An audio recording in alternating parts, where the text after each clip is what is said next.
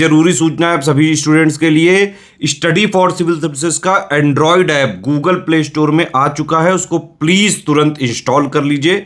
और अगर आप स्टडी फॉर सिविल सर्विसेज के सिर्फ ऐप से कोई भी कोर्स, कोई भी पीडीएफ परचेज करते हैं तो उसमें अप्लाई कूपन, अगर आप ज्ञान सर जो है आप उसमें अप्लाई करते हैं, ये कूपन कोड है, तो उसमें 20% फीस तुरंत माफ हो जाएगी, मतलब 20% डिस्काउंट तुरंत उसमें लग जाएगा।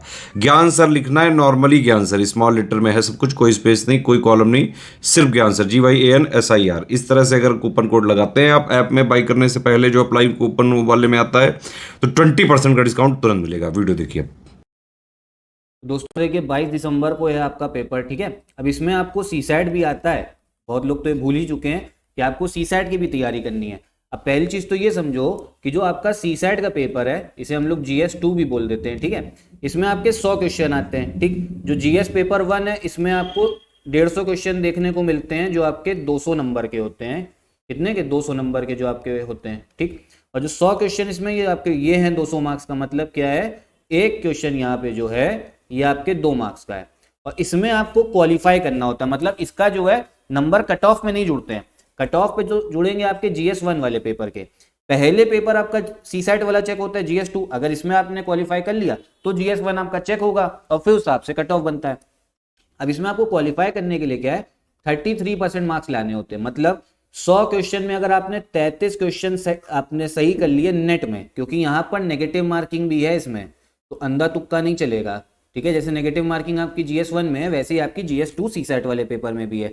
तो नेट में आपको 33 क्वेश्चन सही करने हैं, या मार्क्स की अगर बात करें तो एक क्वेश्चन 2 मार्क्स का, या आप 66 मार्क्स जो है सही कर लो। अब हमें क्या करना है, सीसैट निकालना है। पहली चीज तो ये समझो आपके पास में वही 30 दिन है, तो कम से कम 1 घंटा डेली जो है, 1 घंटा तो चलो मैंने कम बता दिया, ऐसे समझ लो 1.5 घंटा, 1.5 से 2 घंटा डेली जो है आप लोग को सीसैट प्रैक्टिस करनी है, ठीक। इसके बाद में जो 100 क्वेश्चन है, 100 के 100 क्वेश्चन को टारगेट बिल्कुल भी नहीं करना, बिल्कुल भी नहीं करना। दोबारा इसलिए बोल दिया ताकि ध्यान रहे। कुछ लोगों का कि नहीं हम 100 क्वेश्चन करेंगे, भाई कोई फायदा नहीं है। आपको जो असली कट ऑफ निकालना है वो GS में करना है, ठीक है। वहां अपनी स्ट्रेंथ दिखानी है, वहां पे 150 में सोचो 120 130 मैक्सिमम, ठीक है। वैसे अगर 110 115 भी अगर सोचोगे उतना भी बहुत सफिशियंट है, क्योंकि 95 क्वेश्चन ही लाने हैं GS1 में भी, ठीक है। नेट में आपको सही करना है। अब देखो 33 क्वेश्चन है, इसमें टारगेट आपको भी 40 क्वेश्चन के आसपास ही करना है, ठीक। सबसे पहले तो ये समझो वहां पर सबसे आसान टॉपिक होता है वो होता है आपका कॉम्प्रीहेंशन, मतलब पैसेज वाला। इसमें क्या होता है, आपको भैया कुछ स्टोरी वगैरह दे दी जाएगी, कुछ गद्यांश दे दिया जाएगा, उसको पढ़ना है। हिंदी के आपके इसमें 5 क्वेश्चन होंगे, ठीक, और आपके इंग्लिश के भी 5 क्वेश्चन होंगे, तो इसमें कुल मिला के 10 क्वेश्चन तो 33 में आपको यहीं से मिल जा रहे हैं। अब देखो इसमें करना क्या है, होता कभी कभी ये है कि 1-2 क्वेश्चन जो है वो ऐसा लगता है कि भाई नहीं समझ में आ रहा, मतलब कि उसका मतलब नहीं आ रहा, कि अच्छा हो सकता है कि यार ये गलत तो नहीं, तुम मान ले रहे 10 में आप 8 क्वेश्चन जो है वो आपको आते होंगे। ये उनके लिए जिन्होंने GS अच्छे से पढ़ी है और जो GS पढ़ चुके हैं, ठीक, कम से कम उनका एक क्रिटिकल माइंड जो है डेवलप हो गया, वो 8 क्वेश्चन जो है बड़ी आसानी से कर लेंगे। इसके बाद में क्या है सिलेबस में, इसके बाद में है आपका मैथ्स आती है वही आपकी 10th क्लास तक की, तो भैया इसमें आप कुछ क्वेश्चन कर सकते हो। फिर आपका रीजनिंग है, ठीक है, रीजनिंग आती है। उसके बाद अगर हम बात करें आपकी इंग्लिश भी आती है, सब क्लास 10th लेवल तक का इंग्लिश के कुछ क्वेश्चंस पूछे जाएंगे, हिंदी के कुछ क्वेश्चंस आपसे पूछे जाएंगे, ठीक है। हिंदी के भी बहुत, लेकिन बहुत आसान क्वेश्चंस होते हैं।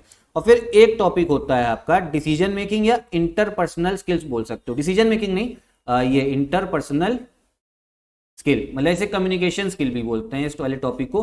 तो इसको निग्लेक्ट कर सकते हो, ठीक है, क्योंकि इसमें बहुत पढ़ना पड़ता है और कुछ गारंटी भी नहीं होती। मतलब ऐसा हो सकता है कि 2 लोगों को एक क्वेश्चन पढ़वा, दोनों को अलग अलग आंसर लगे, तो इसको तो हम छोड़ते हैं, इंटरपर्सनल स्किल्स को ये देखना है। अब है क्या, अगर मैथ्स रीजनिंग आती है, RO की तैयारी आप लोग अगर करी है, रीजनिंग अगर उसमें 15 क्वेश्चन आते हैं, GS वाले में आता है, तो भैया इसके आपको 10 से 15 क्वेश्चन तो आसानी से कर ही लोगे। मैथ्स के भी 10 क्वेश्चन आसानी से हो जाते हैं, मतलब आते हैं। अगर कुल मिला के बात करें मैथ्स रीजनिंग से टोटल आपको 30 क्वेश्चन, 30 से 35 दिख जाएंगे। इसमें टारगेट 20 का रख लो, अगर मैथ्स रीजनिंग आती 20 क्वेश्चन कर लिए, 20 और 8 हो गए आपके 28, ठीक है। फिर इंग्लिश हिंदी से देखो, इंग्लिश चाहे जितनी कमजोर हो, हिंदी चाहे जितनी कमजोर हो, जिसकी भी क्लास 10 तक तो आपने दोनों सब्जेक्ट पढ़े हैं, ठीक है, दोनों पढ़ के आए हो।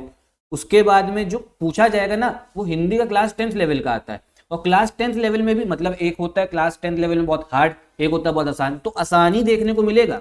जो यूपीएससी का सीसेट है ना, वो बहुत टफ होता है। मतलब वो वाकई में बता रहा हूँ, अगर उसका पेपर देखोगे तो वो सभी को टफ लगेगा। मतलब वो तो ऐसा है कि करना ही बहुत मुश्किल हो जाएगा। लेकिन यूपी पीसीएस का सीसेट आसानी से आप क्वालिफाई कर सकते हो। बस करना क्या है, कॉम्प्रिहेंशन के 10 क्वेश्चन, ठीक है। उसके बाद में इंग्लिश हिंदी से भी आपके अच्छे क्वेश्चन पूछ लेता है, 20 आपके क्या कहते हैं काफ़ी क्वेश्चन आ जाते हैं। तो आप क्या करो, इसमें से अगर आपने 5-5 क्वेश्चन कर लिए तो आसानी से जो है आपके 33 क्वेश्चन के आप ऊपर चले जा रहे हो। 20, 30 और 8 तो वो 38 हो गया। जबकि आते बहुत सारे क्वेश्चन है, मैथ्स रीजनिंग के बता दिए, को 40 क्वेश्चन आ जाए मैथ्स रीजनिंग के मिला के, इंग्लिश हिंदी के मिला के कहो आपके 30 से 35 क्वेश्चन मिल जाए आपको, ठीक है। मैंने तो आपको सिर्फ 5-5 बताया है। उन लोगों के लिए जो लोग भैया ज्यादा अच्छी से इंग्लिश ना ज्यादा अच्छे से हिंदी आती है, एक तो आता ही होगा, या इंग्लिश आता होगा या हिंदी आता होगा, तो उसके क्वेश्चन अच्छे से कर लेना। तो कुल मिला के बात ये है, कहने का मतलब ये है कि 33 क्वेश्चन है आपको नेट में सही करने हैं। और आप लोग टारगेट बताए कितने करो, सिर्फ 45 क्वेश्चन के आसपास टारगेट करो। सिलेबस देखो, पीवाईक्यू लगाइए। पीवाईक्यू कितने लगाने हैं आपको, 2023 से लेके 2018 तक के जितने भी पेपर हैं, सिर्फ इतने 6 साल के लगा लोगे, सफिशियंट है, पर्याप्त है। इनके आप लोग पीवाईक्यू देखिए, ठीक है। हमारे main channel study for civil service में इसका आपको पीवाईक्यू मिल जाएगा। साथ में इस समय पे अगर आप बात करोगे तो सीसैट का हमारा कोर्स भी स्टार्ट हुआ है, यूपी पीसीएस सीसैट का। अब उसमें आपको कंप्लीट तैयारी कराई जाएगी, रिकॉर्डेड क्लासेस वगैरह भी आपको मिलेंगी, उसमें पीडीएफ वगैरह जितनी भी जरूरी पीडीएफ है वो बताई जाएंगी। कैसे आपको पेपर निकालना है, मतलब कैसे कम क्वेश्चंस में आप अच्छी तैयारी कर लो, आपका पेपर निकल जाए, सब अच्छे से आपको उसमें समझाया जाएगा। रिकॉर्डेड क्लासेस का कोर्स है, ठीक है, डाउट क्लियरेंस भी मिलेगा। तो आप वो कोर्स भी ज्वाइन कर सकते हो हमारा इन नंबर्स पे कॉल करके। तो बाकी अगर आपका कोई डाउट बचा हो तो कमेंट बॉक्स में पूछिएगा, और यही वीडियो भी खत्म करते हैं। नमस्कार।